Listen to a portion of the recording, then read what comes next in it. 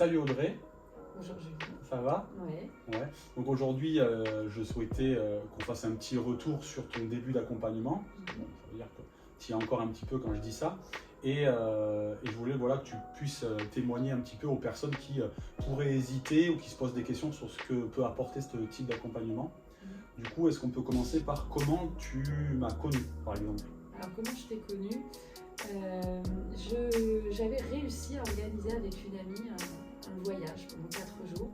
On s'était dit, allez, on laisse tout à côté et on prend 4 jours pour nous, ce qui m'arrive très rarement. Et donc on se rejoint à l'aéroport, on se retrouve juste à l'entrée, on passe la douane ensemble, on va à la porte d'embarquement. Donc ça faisait quoi, une demi-heure qu'on était ensemble? Et là elle me dit, tu vas pas bien. Elle me dit, ça se voit. Elle me dit, je te connais depuis longtemps, tu vas pas bien, ça va pas, je le vois. Et elle me dit, j'ai fait il n'y a pas très longtemps une conférence avec quelqu'un. C'était une conférence un peu intimiste, on a parlé des relations amoureuses. Puis du coup, je suis allée le voir, j'ai fait une séance avec lui, tu verras, il est super. Je lui envoie un message, donc on n'était même pas monté dans l'avion. Elle me dit, je lui ai envoyé un message, tiens, ses coordonnées, vas-y, envoie-lui un message, prends rendez-vous. Et donc, je t'ai envoyé un SMS, tu m'as donné rendez-vous, et puis on s'est vu, je sais pas, une semaine ou 15 jours après. Voilà, et c'est comme ça que je me suis lancée dans l'aventure. Ouais. Et au début, parce que du coup, je t'ai même pas demandé de te présenter, mais tu as dit, j'ai réussi à partir 4 jours. Donc explique un petit peu ce que tu fais dans la vie pour que les gens comprennent pourquoi c'était si dur déjà. Alors, pourquoi c'est si dur? Alors, je suis chef d'entreprise, j'ai 2 sociétés et je suis maman célibataire avec mes enfants à plein temps depuis pratiquement 8 ans. Et effectivement, je consacre ma vie à mes enfants et à mes sociétés. Et je crois que je me suis un peu oubliée.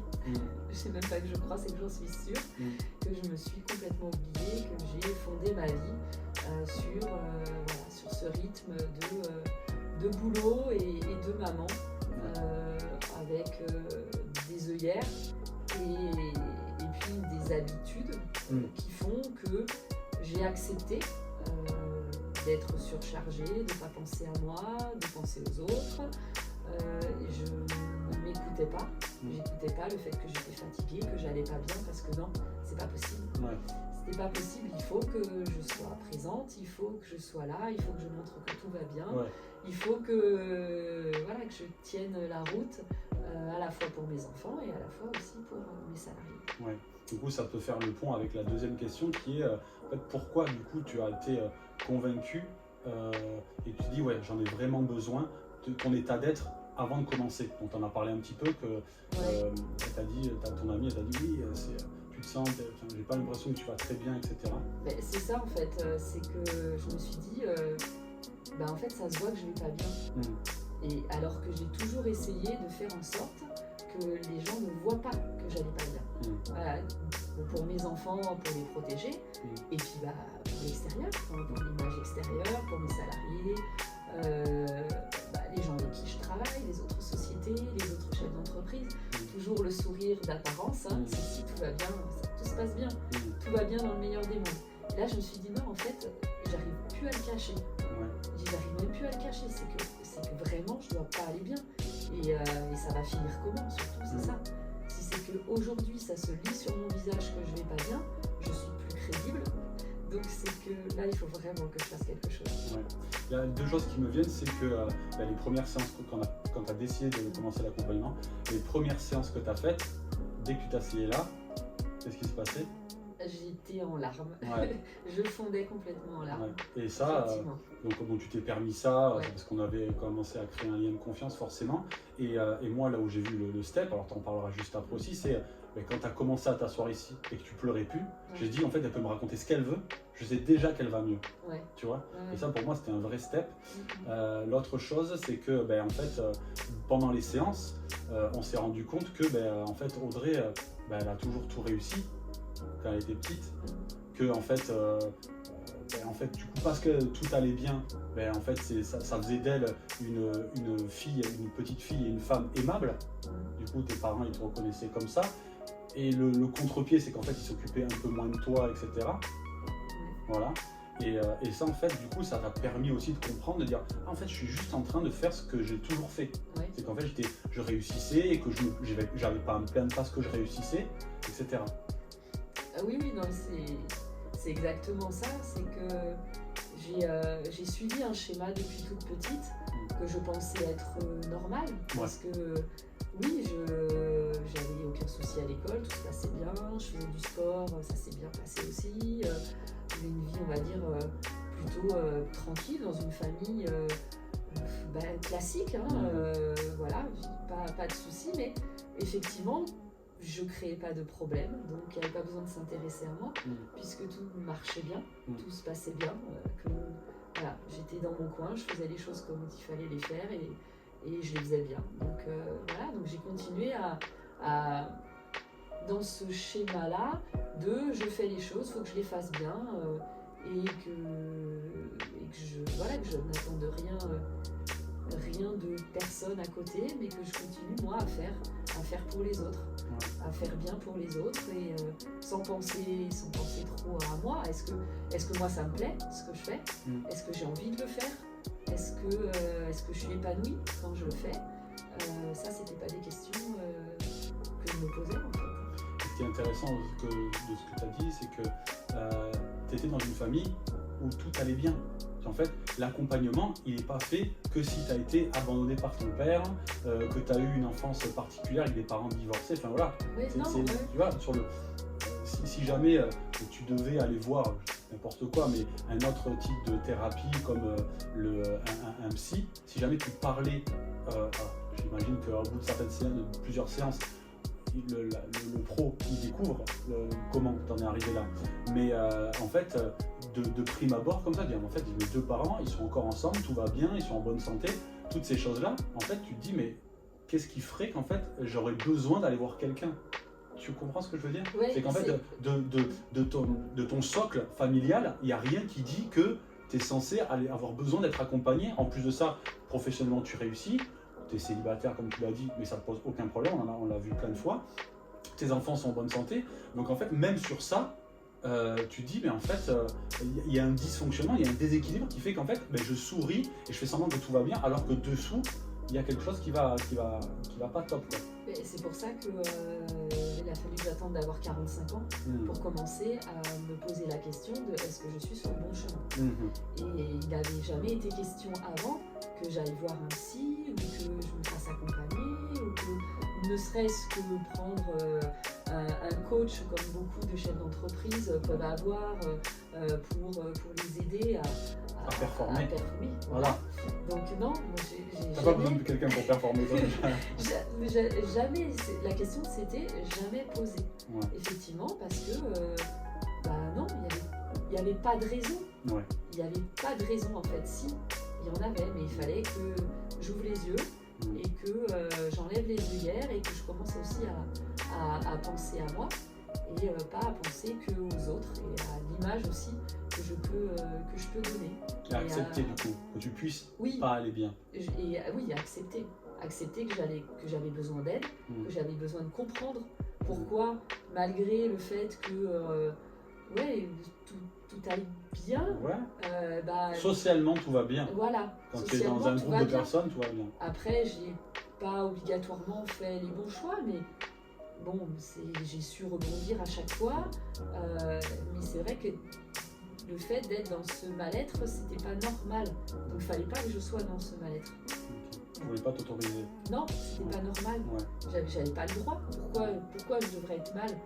Alors qu'en fait, j'ai rien à raconter qui justifie d'être mal. Avec tout ce qui se passe dans le monde, moi j'ai pas à avoir, c'est très commun. En fait, moi il y a plein de choses qui vont bien, et même s'il y avait peut-être des trucs qui vont pas, à aucun moment j'ai le droit de me permettre de me plaindre avec la vie que j'ai. Voilà. Exactement. Et du coup, les bénéfices en fait, suite à l'accompagnement, parce qu'en fait l'accompagnement, on le dit aux gens qui regardent la vidéo, on l'a fait, donc c'est un accompagnement de 3 mois. Les bénéfices que tu as eu, en fait, que tu as ressorti de cet accompagnement de 3 mois. Alors les bénéfices, ça a été vraiment de me poser les bonnes questions, de comprendre pourquoi j'allais pas bien, de me dire que c'est normal et trouver les clés pour aller mieux, pour comprendre pourquoi je réagis d'une certaine manière à certains moments, pourquoi des situations me mettent dans des états disproportionnés, et savoir les identifier et du coup